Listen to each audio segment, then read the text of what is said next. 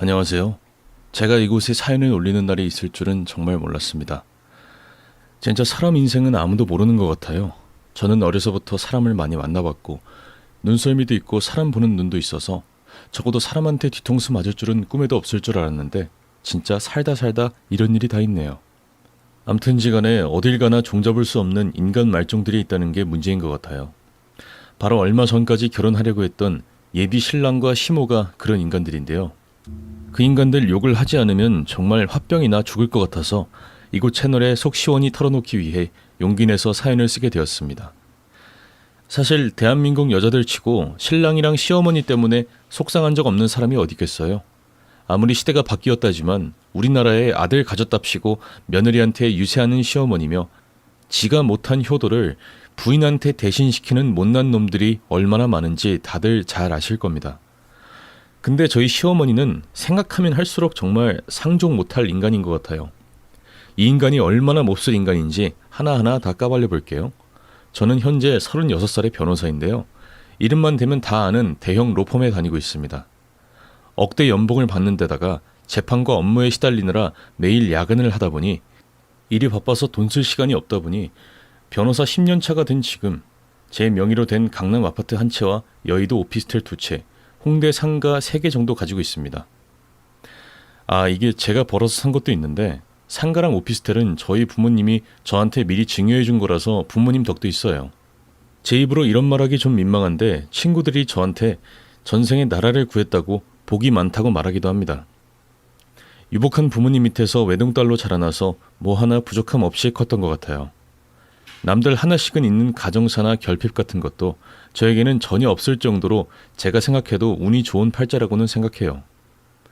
암튼간에 저희 집도 잘 살고 저도 돈을 잘 버는 직업이라서 딱히 비혼주의자는 아니었지만 어쩌다 보니 혼자 사는 게 편해지더라고요. 꼭 다 그렇다고는 할 수 없지만 보통 집안이 화목하고 그다지 부족함이 없으면 정말 사랑하는 사람을 만나지 않는 이상 그렇게 조급하게 결혼을 하지 않는 것 같더라고요. 저 역시도 마찬가지였어요. 물질적인 풍요로움과 다정하신 부모님, 그리고 늘 제 주변에는 친구들이며 직장 동료, 회사 선배님, 선생님들, 딱히 외로움을 느낄 새도 없고 저 혼자 놀기도 바빠서 결혼 생각이 거의 없었어요. 게다가 주위에 잘 나가는 동료들이 결혼하고 소송이니 뭐니 개싸움 하다가 이혼하는 꼴을 정말 많이 봐서 그런지 결혼이라고 하면 로맨틱한 신혼의 생활보다는 서로 싸우고 다투는 이미지가 먼저 떠오르더라고요. 특히 제가 변호사라서 동료 변호사들끼리 만나면 거의 소송 얘기밖에 안 하는데 이혼 전문 변호사들이 저를 만날 때마다 김변은 절대로 결혼하지 말고 연애하면서 혼자 살아. 요즘 이쁘고 돈 많은 여자 노리는 제비가 얼마나 많은데 제발 내 말 허투루 듣지 말고 남자 다 거기서 거기니까 무조건 연애만 하고 김변 인생 살아. 이렇게 맨날 주위 변호사들이나 친구들이 결혼은 절대 하지 말라고 여자가 능력만 있으면 혼자 사는 게 최고라고 세뇌를 해대니 제가 어떻게 결혼하고 싶은 마음이 생길 수가 있겠어요. 근데 친구들만 그러면 또 모르겠는데 저희 부모님도 이런저런 데서 하도 막장 같은 결혼 생활을 많이 들어선지 저한테 결혼하라는 닥달을 전혀 안 하셨어요. 제게 관심과 사랑은 많으셨지만 어렸을 때부터도 특별히 공부를 하라고 압박을 주거나 그러신 분들이 아니라서 너 하고 싶은 대로 하고 자유롭게 살라고 늘 말씀하셨어요. 그래서 저는 30대 중반인데도 불구하고 결혼 생각 안 하면서 쉬는 날은 마사지샵이나 피트니스 가서 몸매랑 얼굴 관리하고 가끔 결혼 안 했거나 이혼한 돌싱들과 함께 여행이나 다니면서 인생 즐겼습니다. 말 안 통하는 남자들이랑 놀러 다니는 것보다 관심사나 취향이 비슷하고 무엇보다 대화가 잘 맞는 여자친구들이나 언니들이랑 노는 게 재밌더라고요. 맛있는 맛집 서로 공유하고 마음에 드는 신상 나오면 같이 백화점 가서 원하는 상품 쇼핑하고 좋아하는 가수 콘서트 단체로 관람하고 그렇게 하고 싶은 거 다 하면서 원 없이 행복하게 지냈답니다. 때때로 함께 여행 가서 이혼한 친구들이 전 남편 욕하는 걸 보면 정말 살벌하더군요. 진짜 지 부인 임신했을 때 바람 피운 새끼가 있질 않나. 와이프 출장 간 사이에 안방 침대에서 부인 절친이랑 뒹구는 놈이 있질 않나. 상의도 없이 시모가 집에 들어와서 합가를 제안하질 않나. 제가 굳이 디테일하게 설명하지 않더라도 한국에서 여자가 결혼한다는 게 얼마나 불합리하고 불리한 조건인지 이혼한 친구들에게 이야기 들을 때마다 새삼 깨닫고 또 깨닫게 되었어요. 와, 그런 얘기 듣고 있으면 진짜 내가 저런 일 당하면 진짜 불 지르고 싶겠다는 생각밖에 안 들고 이혼한 친구가 너무 불쌍해지더라고요. 그리고 솔직히 너무 충격적이기도 했습니다. 제가 그 친구 결혼식을 갔었잖아요. 그때는 진짜 서로 함께 있기만 하면 그 어떤 역경이 와도 다 괜찮을 것만 같던 누구보다 예쁜 커플이었는데요. 게다가 연애도 오래 해서 제가 친구의 로맨틱한 연애 스토리도 다 알고 있었거든요. 그렇게 천생연분, 세상에 둘도 없는 인꼬 부부처럼 지내다가 나중에 이혼할 때는 돈 한 푼 더 뺏어가려고 잡아먹을 것처럼 으르렁거린 걸 생각하면 비혼만이 답이라는 생각을 하게 되는 거죠. 아무튼 그래서 저는 아무리 결혼정보회사에서 저에게 연락 오고 제발 한 번만 맞선에 나가달라고 사정해도 눈썹 하나 꿈쩍 안 하고 거절했거든요. 그리고 가끔 외로울 때면 동호회 같은 데 나가서 썸남이랑 잠시 데이트를 즐기고 절대로 깊은 관계를 만들지 않았습니다. 그냥 적당히 서로 부담스럽지 않게 가벼운 데이트만 했죠. 저도 뭐 아쉬울 거 없으니까 부담스럽지 않은 관계로 외로움이나 채우고 그런 만남을 종종 가졌었어요. 그러다 보니까 처음에 제 조건 보고 좋다고 들러붙었던 남자들이 제가 결혼 생각이 없다는 걸 알고는 하나 둘씩 떨어져 나가더군요. 남자들도 되게 간사한 게 은근히 여자 돈이나 조건을 엄청 따지더라고요. 이렇게 썸남과 데이트하면서 제 조건을 보고 자기 힘든 가정사나 개인사 이야기하면서 은근슬쩍 도움을 바라는 부탁도 몇 번 들었어요. 돈을 떠나서 지금 이 나이에 그런 복잡한 개인사에 개입하기도 싫고 또 귀찮아서 그럴 때마다 연락을 끊었죠. 그렇게 저는 제 인생을 신나게 즐기면서 살았어요. 세상엔 남자 없어도 돈만 있으면 얼마든지 재밌게 놀 수 있겠더라고요. 일단 호텔이나 고급 맛집 돌아다니고 스킨스쿠버나 서핑, 골프를 즐기면서 지내면 시간 가는 줄 모르겠더라고요. 아무튼 그렇게 평일엔 일에 집중하고 휴일엔 싱글 라이프를 즐기며 살던 어느 날 우연히 마사지샵에서 한 사모님을 만나게 되면서 제 인생에 상상조차 못했던 일들이 일어나기 시작했습니다. 그러니까 그날 제가 늘 가던 단골 마사지샵에는 제가 늘 받는 스킨케어 패키지가 있는데요. 그날따라 늘 제가 쓰는 99.9 성분의 천연 캐모마일 에센스 말고 다른 허브 에센스가 있더라고요. 제가 민감성 피부라 꼭 기존에 쓰던 것만 사용해야 마음이 편하거든요. 그래서 저는 캐모마일 에센스 아니면 싫어서 그걸 달라고 했더니 그 제품이 더는 들어오지 않는다는 겁니다. 이미 기초 단계는 다 받아서 환불을 할 수도 없고 짜증이 확 치밀어 오르더라고요. 그때 옆에서 제 사정을 들은 사모님 한 분이 본인이 개인적으로 구매한 캐모마일 에센스를 저에게 선물로 주며 이걸로 케어 받으라고 했고 저는 너무 감사해서 케어 끝나고 나서 밥 한 끼 대접해드렸어요. 근데 이 사모님이 65이라 저하고 나이 차이가 30년이나 나서 저희 엄마보다도 나이가 많았는데 생각하는 거며 취향이 엄청 젊고 저랑 정말 잘 통하는 겁니다. 그 나이 아줌마라고는 믿기지 않을 만큼 배려심과 이해심도 있고요. 대화를 나누면 나눌수록 마인드가 굉장히 젊다는 게 느껴졌어요. 옷 입는 것도 스타일리시하고 같은 여자가 봐도 멋있고 매력 있으신 사모님이라 그날 굉장히 재미있게 식사 자리를 가졌어요. 그래서 단 한 번의 식사 자리였는데도 저희는 배풀을 먹었어요. 그걸 시작으로 쉬는 날마다 제가 모이는 골프 모임에 사모님을 초대해서 라운딩을 하기도 하고 어느 날은 또 사모님과 함께 미술 전시회를 보러 가기도 하고 또 어느 날은 같이 투자 설명회도 듣고 이 사모님이 펀드 매니저 소개해줘서 그 펀드 매니저 덕분에 가입한 펀드에서 이익도 좀 쏠쏠하게 보고 평소 저랑 또래인 나이대의 사람들이랑만 지내다가 이렇게 연륜 있는 사모님이랑 같이 다니다 보니 그 전에 만나거나 보지 못했던 사람들과 경험하지 못했던 새로운 것들을 할 수 있어서 재미있고 즐거웠어요. 그렇게 사모님과 저는 세대를 초월한 우정을 나름대로 잘 쌓아가고 있었는데요. 한 번은 그날도 무슨 전시회를 갔다가 레스토랑에서 고기를 썰고 사모님이랑 같이 와인을 마시고 있었는데 식사가 거의 끝나갈 때쯤 사모님이 뜻밖의 말을 꺼냈습니다. 소라야, 너 이틀 후 중요한 재판이라서 나오기 힘든 거 뻔히 알면서도 오늘 내가 너 불러내서 많이 서운했지? 내가 빙빙 돌리는 성격이 아니니까 그냥 단도직입적으로 말할게. 이번 주말에 시간 되면 우리 집에 와. 그리고 우리 아들이랑 같이 식사해. 물론 너 결혼 생각 없는 비혼주의인 거 알아. 지금 너도 충분히 잘 사는 것 같고. 근데 나 솔직히 그동안 너 지켜보면서 내 아들 짝으로 너무 욕심나더라고. 보면 볼수록 네가 너무 괜찮고 마음에 들어. 그러니까 아무 부담 가지지 말고 그냥 식사나 하면서 서로 알아가는 시간 가져봐. 내 아들이라서 하는 말이 아니라 우리 아들 진짜 괜찮은 애야. 아직 월급 받고 있긴 하지만 강남에서 알아주는 성형외과 의사고 나이도 너랑 궁합도 안 본다는 4살 차이야. 40이긴 해도 정말 동안이고 만나보면 절대 후회 안 할 거니까. 응? 헉, 솔직히 갑자기 그런 말 들으니까 무지 부담스럽더라고요. 괜히 이런 식으로 만났다가 헤어지면 사모님 같은 좋은 친구를 잃는 게 아닐까 걱정되기도 하고요. 하지만 지금 이 자리에서 거절하면 그건 또 사모님이 마음 상하는 일이니까 저는 일단은 사모님 초대를 받아들이고 주말에 집에 갈 수밖에 없었습니다. 내키진 않지만 어쩔 수 없었죠. 그리고 예전에 사모님이 은근슬쩍 자기 아들이라고 사진을 보여주셨는데 외모가 나쁘지 않은 편이라서 그래 한번 얼굴만 보자 라는 생각에 가벼운 마음으로 방문하게 되었어요. 암튼 그래서 저는 주말에 사모님이 좋아하는 케이크와 와인을 들고 사모님 집으로 찾아갔습니다. 역시나 사모님이 사는 청담동 빌라는 의리번쩍하더라고요. 저희 집도 좋은데 사모님 집도 정말 깔끔하면서도 안목 있게 꾸며놨더라고요. 확실히 연륜이 있으셔서 그런지 고풍스러운 중세 느낌이라고 해야 하나? 골동품 같은 것도 많고 미술품도 많고 럭셔리하고 앤틱한 느낌이 딱 사모님의 취향과 분위기를 그대로 보여주더라고요. 제가 방문한다고 하니 출장 요리사분도 부르신 것 같고 의리의리하게 식사 준비를 하셨더라고요. 부엌에 해산물을 테마로 한 음식들이 아주 정갈하게 차려져 있었고 테이블에도 꽃장식이며 무슨 파인 레스토랑처럼 성대한 만찬을 준비해놓고 있었어요. 솔직히 이렇게 정찬을 세심하게 신경 써주어서 들어가자마자 부담스럽고 거부감 드는 마음은 조금 사라졌던 것 같아요.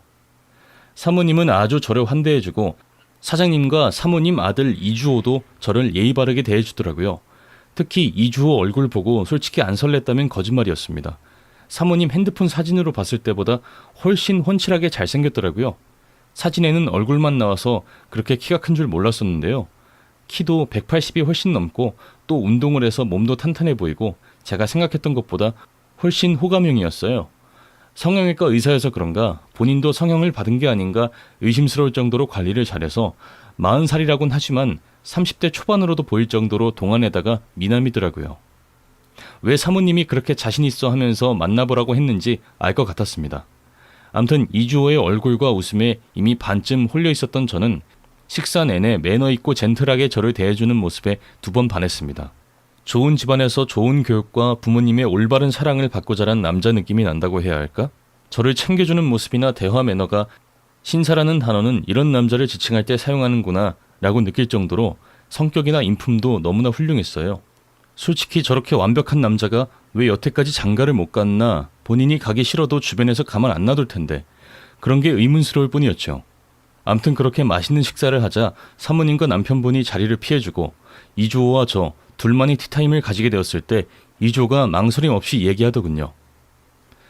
아시겠지만 제가 저희 어머니 닮아서 빙빙 돌려가면서 말을 못해요. 이 점 미리 양해 구할게요. 소라씨, 우리 결혼 전제로 딱 100일만 사귀어보지 않을래요? 솔직히 나도 소라씨처럼 비혼주의자였는데요. 오늘 소라씨 처음 딱 보는 순간 어머니가 왜 소라씨를 집에 초대하고 저를 소개시켜주려 했는지 알았어요. 운명을 느꼈다는 표현 참 진부한데 제 마음을 그렇게밖에 표현 못하겠네요. 소라씨 나랑 딱 100일만 만나보면 소라씨도 나랑 똑같은 마음 느낄 거예요. 내가 그렇게 만들 거니까. 저는 잘생긴 이주호가 박력 있게 말하자 더 마음에 들었습니다.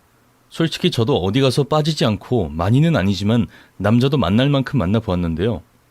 보통 이렇게 조건이 좋은 잘난 남자는 굉장히 도도하고 여자한테 적극적이지 않더라고요. 자기 잘난만 알아가지고 굳이 너 아니어도 상관없어 이런 태도로 일관하는 도도한 남자들을 많이 보았거든요. 그런데 이주호는 외모, 조건, 성격 모두 완벽한데 거기다가 자존심 세우지 않고 적극적으로 제게 대시하고 구애를 하더라고요. 솔직히 여기서 안 넘어갈 여자가 어디 있을까요? 그날 이주호가 사귀자고 말 안 했으면 제가 먼저 이주호한테 말했을 거예요. 암튼 이주호의 그런 자신만만한 모습이 굉장히 남자답고 매력적으로 느껴져서 한순간에 제 마음을 움직였고 저는 이주호와 결혼을 전제로 사귀면서 데이트를 했습니다. 그런데 만나면 만날수록 진중하면서도 배려심도 깊고 항상 제 의견에 귀 기울여주고 존중해주는 모습에 결국 그렇게 비혼을 선호하고 결혼에 대한 선입견을 가진 저도 이주호라는 남자와 결혼을 꿈꾸게 되었어요. 함께 지낸 100일의 시간 동안 이렇게 행복할 수 있을까라는 생각이 들 정도로 하루하루가 즐겁고 야근이 없을 때에는 매일매일 만나서 좋은 추억을 쌓아나갔어요. 그리고 저희 데이트한 지 딱 100일 지나고 이주호는 저에게 프로포즈를 했습니다. 나 그동안 여자 안 사귀어본 거 아니야. 솔직히 그동안 환자들 수술하면서 사귀자는 말 많이 들었고 선보라는 말도 많이 들었어. 그래서 이런저런 소개팅 많이 했고 적당히 조건 맞는 여자들도 많이 만나봤는데 그런 여자들은 전부 다 하나같이 아무 느낌이 안 오더라고. 내 평생의 반려자다. 이 사람이다 하는 느낌도 안 오는데 결혼하는 건 아니다 싶어서 지금 이 나이 먹도록 결혼하지 않고 그냥 혼자 지냈던 거야. 설아야, 근데 넌 내 여자야. 100일 동안 너 만나면서 더 확신했어. 너랑 있으면 내가 다른 사람이 된 것처럼 달라지고 더 좋은 사람이 되고 싶어져. 결혼한 친구들이 운명의 짝을 만나면 느낌부터 다르다고 하는데 그땐 그 말이 이해가 가지 않았지만 이제는 무슨 뜻인지 알게 되었어. 단도직입적으로 말할게. 나랑 결혼하자. 네가 허락해준다면 나 선택한 거 평생 후회하지 않게 해줄게. 내가 시간이 지날수록 너 정말 결혼 잘했다고 만족하면서 행복하게 만들어줄게. 저는 이주호의 그 진심 가득 담긴 청혼을 받아들이고야 말았습니다. 저렇게 잘생기고 인성 좋은 남자가 결혼하자는데 어떻게 거절할 수가 있겠어요. 그렇게 저는 이주호의 청혼을 아주 기쁘게 승낙했고 일말의 망설임 없이 그 즉시 예식장, 혼수, 예단 등등을 알아보며 일사천리로 결혼을 준비했어요. 저희 둘 다 혼기가 꽉 찬 나이라서 양가 부모님도 너무 기뻐하셨습니다. 가족들의 반대나 그런 것도 전혀 없었고 둘 다 풍족한 집안이었기에 예식장, 신혼집 등을 알아보고 구하는데 딱히 제약이 되는 것도 없었어요. 물론 저희 아빠는 부부가 같은 업계에서 일하기를 늘 원해왔던지라 사위가 변호사나 판검사가 아닌 의사라는 것이 약간 서운해 보이긴 했지만 엄마는 이주호의 잘생긴 외모와 따뜻한 배려심에 반해 사윗감으로 무척이나 좋아하셨죠. 그리고 사모님은 제가 청혼 승낙한 다음날 저희 집으로 대형 장미 꽃다발을 보내서 결혼을 축하해 주었습니다. 꽃다발 안에는 카드가 들어있었는데요. 소라야, 결혼 축하해. 결혼하고 나서도 우리 시어머니니 며느리니 그런 딱딱한 관계 말고 예전에 같이 전시회 다니고 맛있는 식사하러 다닐 때처럼 서로한테 제일 좋은 친구가 되어주고 사랑하며 살자. 저는 그 카드 보면서 생각했어요. 세상에 이런 시어머니 둘도 없을 거라고. 내가 결혼을 늦게 하게 된 건 다 이렇게 좋은 시어머니랑 남편 만나려고 그런 거라고. 그때에는 친구들이 말하는 악독한 시모, 시누이, 마마보이 남의 편은 저랑은 어울리지 않는 머나먼 딴 나라의 이야기인 줄 알았어요. 유복하고 다정한 부모님도 잘 만났는데 결혼할 남편, 시댁 식구들도 좋은 분을 만나니 정말 내 팔자가 정말 좋은 팔자구나 이런 생각까지 그 당시에는 했어요. 그런데 지금 생각하면 제가 참 순진하고 헛똑똑이었던 것 같아요. 시어머니가 평생 좋은 친구 하자는 걸 고지고대로 받아들인 걸 보면 암튼 처음에 친구로 만났어도 결혼한 남자 어머니가 되었으면 아무리 친한 사이여도 거리를 두고 조심했어야 하는데 제가 생각이 짧아서 과거처럼 똑같이 여전히 어머니하고 자주 만나서 친구처럼 맛집 다니고 전시회 다니고 그러면서 지냈는데요. 그런데 점점 시어머니의 이상한 성격이 나오기 시작했습니다. 한 번은 평소와 다름없이 전시회 보러 나간 자리에 시어머니 친구들이 우르르 나와 있었는데요. 당연히 예비 시모랑 단둘이 보는 줄 알고 좀 편하고 캐주얼한 차림으로 입고 나갔다가 시어머니 친구들한테 책 잡히고 개망신 당한 적이 있었습니다. 지금 생각해보면 일부러 시모가 그 시간 그 장소에 자기 친구들을 부른 것 같은 느낌이 들더라고요. 어머, 자기가 말한 예비 며느리야? 반가워요. 땡땡 로펌 다닌다면서요? 잘 보여야겠네. 사업하는 사람들은 늘 능력 있는 변호사한테 잘 보여야 되니까. 근데 일을 너무 열심히 해서 그런가 패션 센스가 영 꽝이네. 주 엄마가 며느리 옷 입는 것 좀 한 수 가르쳐줘야겠어. 아직 한창 때인데 60 넘은 우리보다 칙칙해서야 되겠어? 그렇게 입고 다니면 남편 얼굴이 뭐가 되니? 조심해야겠다 너. 으이그 처음 보는 자리에서 별말을 다 해요. 사람 무한하게. 그런데 그래도 결혼식 전에 피부 관리는 좀 받는 게 좋겠어요. 여기 제 사촌 언니 명함인데요. 언니가 피부 관리의 여왕이거든요. 한번 연락해보면 청담동에서 피부 관리 제일 잘하는 샵들 쫙 뽑아줄 거예요. 여자 인생에서 한 번뿐인 결혼인데 이쁘게 해야 되지 않겠어요? 저는 시어머니 친구들의 말에 정말 기가 막혔습니다. 아니 쟤들이 뭔데 처음 보자마자 남의 외모에 대해 왈가왈부하냐고요. 사람이 너무 어이가 없고 황당하니까 머릿속에 아무 말도 떠오르지 못하고 그저 멍하니만 있게 되더라고요. 대꾸할 말을 못 찾고 가만히 서 있으니까 그제야 시어머니가 제 편을 들어줬습니다. 아우, 자기는 무슨 그런 소리를 해. 우리 예비 며느리랑 나랑 피부 마사지 샵에서 처음 만났어. 청담동에 있는 땡땡땡 테라피, 우리 거기서 같이 관리받아. 그러자 그 얄미운 예비 시모 친구는 사과는커녕 한술 더 뜨는 게 아니겠어요? 아니 세상에, 거기 인류샵이잖아요. 역시 능력 있는 변호사는 보통 힘든 직업이 아닌가 봐요. 그런 샵에서 관리를 받아도 저렇게 눈가 주름이 처지고 다크서클이 내려오는 걸 보면 자기는 아무리 좋은 샵에서 관리받아도 나이는 못 속이는 거야. 이제 좀 있으면 곧 40 될 나이인데 저 나이에 아직도 여리여리하고 파릇파릇하길 바라면 욕심이지. 저렇게 예비 시모의 친구들은 처음 본 저를 앞에 세워두고 지들끼리 아주 이러쿵저러쿵 잘도 떠들어댔고, 예비 시모는 그 말에 화를 내도 모자랄 판에 오히려 맞장구를 치면서 은근슬쩍 자기 잘난 척을 하기 바빴습니다. 그래도 여리여리하고 파릇파릇한 거 다 한대 아니야? 우리 며느리처럼 능력 좋아서 우리 아들 같은 남자 잡는 게 최고지. 우리 아들이랑 결혼하면 남편이 아들, 며느리 이름으로 강남에 있는 건물 넘겨주기로 했어. 상속세 좀 나오겠지만 뭐 그런 건 어쩔 수 없는 거고, 거기 건물 2층에 우리 아들 성형외과 개원시켜주고 3층에는 며느리 변호사 사무실 내주고, 그렇게라도 바쁜 애들 같이 있는 시간 많게 하려고 우리 남편이 배려해주는 거지. 사실 내가 우리 남편한테 말한 거야. 어머나 세상에, 너무 멋있으시다. 아, 요즘 세상에 이런 시어머니가 대체 어디 있겠어요. 역시 여자는 결혼을 잘해야 돼. 이런 대박 시어머니 만난 거 보면 정말 예비 며느리가 복이 많네요. 앞으로 정말 시어머니한테 잘해요. 효도 정말 많이 해야 되겠다. 저는 그 말에 억지 웃음을 지으면서 그러겠노라고 답했습니다. 저 예의 없는 인간들 앞에서 달리 무슨 말을 할 수가 있겠어요. 평소 제 성격 같으면 한번 뒤집어 엎었겠지만 시모랑 친한 친구분들이라고 하고 또 앞으로 자주 볼 사이인 것 같아서 꾹 참고 가만히 있었어요. 그냥 결혼하기 전에 잠시 지나가는 과정이라 생각하고 조용히 넘어가는 게 좋을 거라 생각했죠. 그런데 한번 참고 넘어가니까 이런 일이 계속해서 생기더라고요. 그전까진 몰랐는데 예비 시어머니는 정말 잘난 척하는 걸 너무나도 좋아하는 성격이었고, 굳이 참석하지 않아도 되는 골프 모임, 와인 동호회, 여고 동창 모임, 투자자 모임 등등에 전부 저를 데리고 가서 예비 며느리로 소개를 시키면서 겉으로는 저를 띄워주는 척하면서 본인이 얼마나 좋은 시어머니인지, 본인 아들이 얼마나 잘난 남자인지, 우리 집안에 들어와서 얼마나 큰 혜택을 제가 받는지, 그래서 그런 두 사람을 만난 제가 얼마나 복이 많은 여자인지를 지치지도 않고 떠들어댔습니다. 결국 만나는 사람들마다 저한테 다들 한마디씩 했죠. 여자 나이 36에 어딜 가서 저런 남자를 만나냐.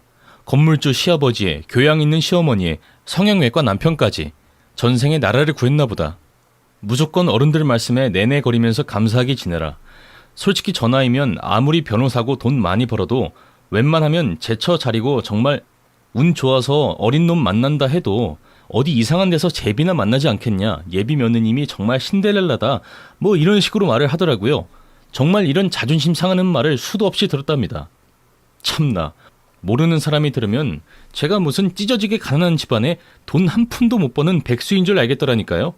우리 집안도 빵빵하고 어디 가서 이런 취급 받을 내 조건이 아닌데 한두 번도 아니고 계속 반복되니 정말 미치고 환장하겠더라고요. 암튼 그렇게 시어머니 따라다니면서 계속 이런 얘기들만 들으니까 엄청 스트레스를 받는데, 시어머니는 이런 얘기를 엄청 즐겨서 끊임없이 저를 이 모임 저 모임 불러내는 게 결혼 준비하면서 제일 큰 스트레스였습니다. 정작 결혼 준비하면서 예비 신랑보다 시어머니를 훨씬 더 많이 만나서 어느 웨딩샵에서는 오죽하면 시어머니를 친정어머니로 오해할 정도였다니까요. 게다가 예식장이며 신혼집, 가구, 심지어 제가 입을 드레스도 자기 취향으로 고르려고 하는 게 아니겠어요? 무슨 자기가 결혼하는 것도 아니고 모든 결정과 준비 과정에 항상 간섭하고 끼어들어서 제가 마음에 든다는 것은 꼭 꼬투리를 잡고 물어주더라고요. 처음에는 정말 내 안목이 틀렸나? 라는 생각이 들었지만 이게 한두 번도 아니고 자꾸 반복되다 보니까 본능적으로 그냥 내가 선택하는 거는 다 싫어하는구나 라는 느낌이 강하게 들었어요. 그리고 유치하지만 굳이 따지자면 이 상황에서 주인공은 저고 제가 다 선택해야 하는데 본인이 나서서 모든 것을 주도하고 자기가 마음에 드는 걸로 결정하려고 하더라고요. 암튼 그래서 이래서는 안 될 것 같아서 이제 어머님 지인들이나 모임 나가는 것은 그만하고 결혼 준비하는 것도 제 주도하여 하고 싶어서 그만 뵙고 싶다고 조금 냉정하게 말씀을 드렸어요. 주호 씨랑 더 많이 만나서 저희 결혼 준비에 집중하고 싶다고 참다 못해 그렇게 말씀을 드렸는데, 시어머니가 섭섭한 티를 팍팍 내면서 또 다른 무리한 요구를 하는 겁니다. 뭐, 네 뜻은 잘 알겠어. 내 지인이 불편하다는 거라고 생각할게. 다른 옹졸한 시어머니 같았으면 나랑 다니는 게 불편하다는 뜻으로 생각하고 화를 냈겠지만 나는 그런 시어머니 아니니까 네 뜻은 충분히 존중할 거야. 그런데 아무리 그래도 친척들한테는 미리 인사해야 되지 않겠니? 이번 주말에 때마침 돌아가신 주호 할아버지 제사니까 그때 집에 와서 인사드리렴? 그걸 마지막 일정으로 이제부터는 너 안 불러내고 니들끼리 더 많은 시간 가지도록 해줄 테니. 솔직히 저는 시어머니 말이 도무지 이해가 안 갔습니다. 친척들이야 결혼 후에 봐도 얼마든지 되는데 굳이 결혼 전에 미리 인사드려야 할 이유가 뭐가 있나. 그리고 제사도 앞으로 많이 지낼 텐데 굳이 시집 오기 전에 결혼 준비로 바쁠 때까지 미리 지내야 할 필요가 있나. 그런 생각만 가득했죠. 하지만 시어머니 지인분들 안 만나는 거랑 제 주도하에 결혼 준비하는 부분만 가능하면 이 정도는 그래 눈 감고 딱 들어주자 라는 생각에 참석하겠다고 생각했어요. 또 거절한 후로 조금 서먹해진 것 같아서 괜히 시어머니한테 밉보여서 좋을 건 하나도 없으니까 그냥 알겠다고 했는데요. 제사 당일날 새벽 7시부터 시어머니가 전화가 오는 게 아니겠어요? 저는 무슨 급한 일이 있나 싶어서 놀라서 전화를 받았는데 빨리 집에 안 오고 뭐 하냐는 겁니다. 저는 무슨 일 있냐고 물었는데 시어머니가 황당하다는 듯이 예, 내가 오늘 주호 할아버지 제사라서 집에 오라고 했잖니. 벌써 까먹은 거야? 어서 와서 준비해야지. 이러는 게 아니겠어요? 저는 당연히 제사 시간 맞춰서 손님으로 초대하는 건 줄 알았는데 음식 준비부터 하라는 거였습니다. 아니, 시집도 가기 전에 시댁 음식 준비부터 하는 법이 어딨나요? 엄연히 따지면 전 아직 법적으로는 그 집 며느리가 아닌데 게다가 저 그 전날 재판 준비하느라 늦게 자는 바람에 2시간밖에 못 잤는데 예비 시모가 저런 식으로 잠을 깨우니까 정말 짜증나 미쳐버릴 것 같더군요. 그래도 어쩌겠어요. 이미 저 집구석 아들내미랑 정이 붙어서 결혼하기로 약속한 것을. 저는 이번이 진짜 결혼 전에 들어주는 마지막 부탁이라 생각하고 새벽부터 부랴부랴 시모 집으로 갔는데요. 세상에 제가 도착하자마자 예비 시모는 왜 이렇게 늦게 왔냐고 타박을 하면서 앞치마를 쥐어주면서 얼른 입고 음식 준비를 도우라고 하는 게 아니겠어요? 이미 도우미가 셋이나 있었는데 굳이 왜 저까지 도와야 하는지 알 수 없지만 암튼 저는 또 어쩔 수 없이 시키는 대로 앞치마를 입고 시어머니 지시에 따라서 도우미들과 함께 제사 음식 손질을 하기 시작했습니다. 예비 시모는 꼭 저 괴롭히기로 작정한 사람처럼 생선 비늘 까거나 양파 다지는 일을 저를 콕 집어서 시키더라고요. 결국 저 네일아트 받은 손으로 생선 비늘 벗겨내다가 매니큐어 다 벗겨지고 손에 냄새 배고 네일아트 받은 돈 10만 원 날리게 됐습니다. 솔직히 그 10만 원이 문제가 아니라 예비 시모 하는 짓이 너무너무 기분 나쁘고 진짜 이 결혼 확 엎어버리고 싶었어요. 이게 언니들 친구들이 말하는 시집살이구나 라고 처음으로 느끼게 되었어요. 그래도 내가 사랑하는 주호씨 얼굴 봐서 참고 또 참고 있었는데요. 비늘 다 벗겨낸 도미 간을 하고 냉장고에 갖다 놓으려는데 냉장고 뒤에서 예비 시모가 은밀하게 누군가와 통화하는 목소리가 들려서 저도 모르게 그 대화를 듣게 됐는데 그 내용을 듣고 저는 놀라 도미 접시를 떨어뜨릴 뻔했습니다. 아우, 그러니까 예식장 취소까지 아직 한 달 남짓 남았으니까 그 사이에 다른 아가씨 마지막으로 한 번만 더 보자니까. 아니, 내가 결혼은 안 시키겠다는 게 아니라 요즘 들어 우리 예비 며느리가 너무 싸가지 없게 구니까 혹시나 더 괜찮은 애가 있나 싶어서 마지막으로 한 번 더 알아보려는 거지. 우리 주호는 걱정하지 말고 엄마가 죽으라고 하면 눈이라도 감는 애인 거 알잖아? 암튼지간에 변호사, 꼭 변호사여야 되고 지금 예비 며느리보다 더 빠방한 법조계 집안이기만 하면 돼. 우리 아들 곧 소송 들어갈 건데 집행유예도 절대 안 돼. 무조건 기소유예 시켜줄 그런 집안 사람이기만 하면 돼. 지금 예비 며느리도 괜찮긴 한데 아니 내가 처음에 좀 이뻐해줬다고 가면 갈수록 시임이 공경할 줄을 모르고 싸가지가 없어서 그래. 와, 저 진짜 그 전화 듣는데 너무 황당해서 실수가 나오더군요. 그러니까 예비 시모는 제가 앞으로 지인들 좀 덜 만나게 해달라고 부탁한 것, 오늘 제사에 늦게 온 걸 꼬투리 잡아서 저를 싸가지 없다고 후려치면서 다른 며느리감을 찾아달라고 부탁하고 있는 거였습니다. 저는 너무 열이 받아서 당장에 시모 머리채를 쥐어 뜯고 싶었는데 그러면 피해자인 제가 오히려 폭행죄로 엮일 수도 있으니 침착하게 대응하기로 했습니다. 그리고 바로 즉시 음식 준비하는 것을 모두 멈추고 화장실로 가서 아는 검사, 경찰 인맥 총동원해서 예비 시모와 남편 이름으로 걸린 소송건 좀 알아달라고 전화로 부탁을 했어요. 제 지인들이 얼른 조사해서 30분도 안 돼서 그 즉시 문자로 보내주더군요. 그 내역을 보니 기가 막힌 게 그렇게 온갖 잘난 척하면서 저희 부부 개업시켜주겠다고 한 시아버지 강남 건물은 빚더미로 넘어가기 일보 직전이라서 세입자들이랑 보증금 반환 소송 중이었고 시어머니는 거액의 투자 펀드에서 돈을 떼먹고 투자자들에게 고소당한 상태고 예비 신랑 이주호도 수술을 잘못해서 한 20대 아가씨 얼굴을 완전히 망쳐놔서 고소를 당한 상태였습니다. 그리고 이런 잘못된 수술건이 한두 건이 아니라서 집단 소송으로까지 번질 상황이더라고요. 그러니까 이 집안은 한마디로 줄 소송이 걸려있던 집안인 거죠. 저는 그제서야 깨달았습니다. 아, 내가 완전히 호구였구나. 저들은 처음부터 내가 마음에 들어서가 아니라 내가 잘 나가는 변호사여서 지들 소송건을 잘 처리해줄 수 있기 때문에 운명이니 뭐니 이빠른 소리를 하면서 나를 꼬신 거였구나. 정말 지인들이 보내준 문자 내역, 그 인간들의 소송 건수를 보니까 완전히 정신이 확 깨면서 콩깍지가 벗겨져 버렸습니다.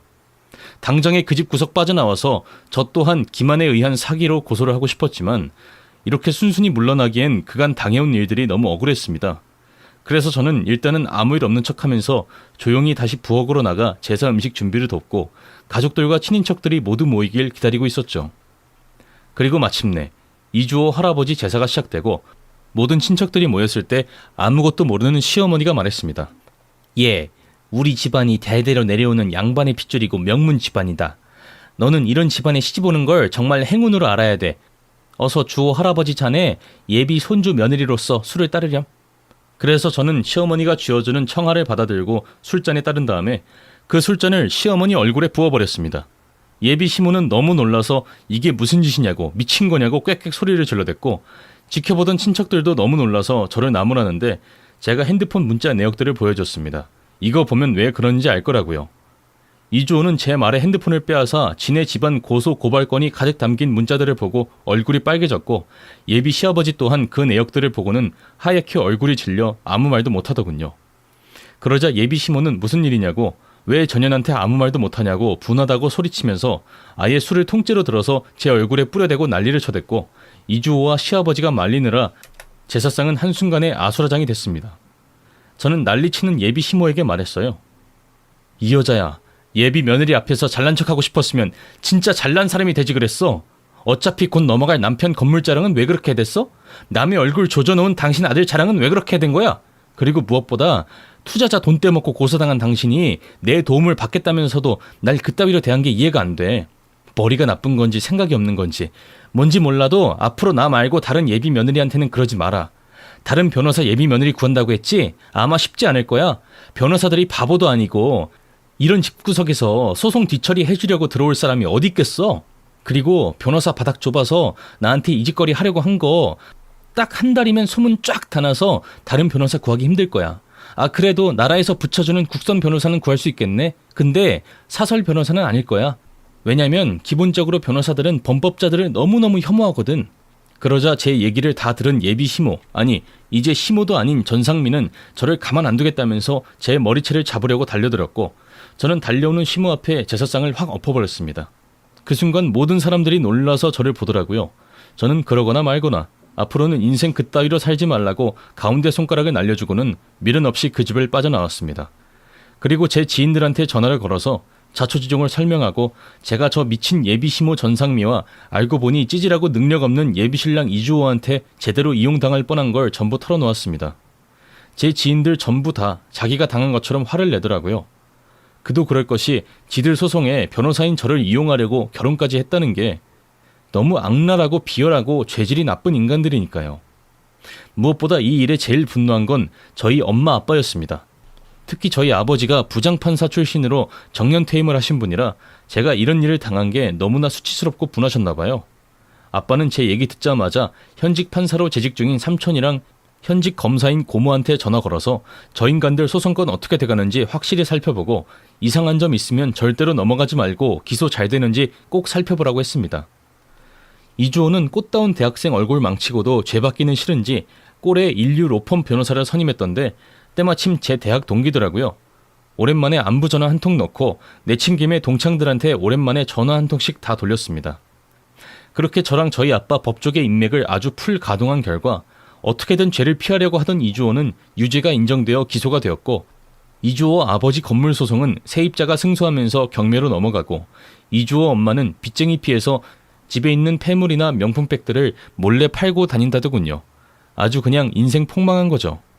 그런데 이주호 기소되니까 전상미가 집 앞에 찾아와서 저를 기다리고 있는 게 아니겠어요? 아우, 전화를 차단했더니 기어이 집까지 찾아왔던 겁니다. 저는 할 말 없으니까 돌아가라고 했는데 전상미는 제 앞에 무릎을 꿇더군요. 소라야, 미안하다. 내가 너한테 정말 미안해. 그런데 우리 주호는 정말 죄 없잖아. 너 정말 좋아했고 너한테 진짜 잘했잖아. 사람이 옷깃만 스쳐도 인연이라는데 너는 우리 주호랑 결혼까지 하려고 했으면 그 얼마나 귀한 인연이냐. 네가 우리 주호 힘들 때 한 번만 도와주면 내 이 은혜에 평생 잊지 않으마. 우리 주호가 뭐 그 아가씨 얼굴을 망치고 싶어서 망쳤겠니? 하도 손님이 많다 보니까 우리 애도 사람이니까 실수한 거지. 제발 우리 주호 좀 빼내주라. 니네 집안 인맥으로 충분히 해줄 수 있는 일이잖니. 어? 아직도 정신 못 차렸나 본데.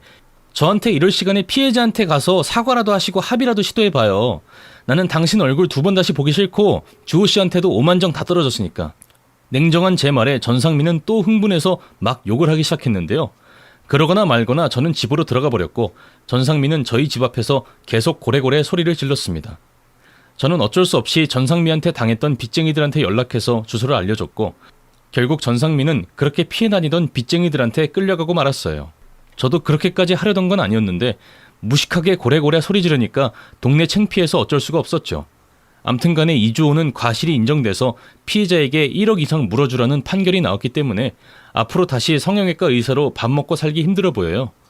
전상미도 며느리 보기 어려워지겠죠. 아무쪼록 그런 시어머니 만나는 사람이 이 세상에 없기를 바랄 뿐입니다. 긴 사연 들어주셔서 감사하고요. 여러분들은 꼭 좋은 시어머니 만나 행복한 결혼 생활 하시길 바랍니다.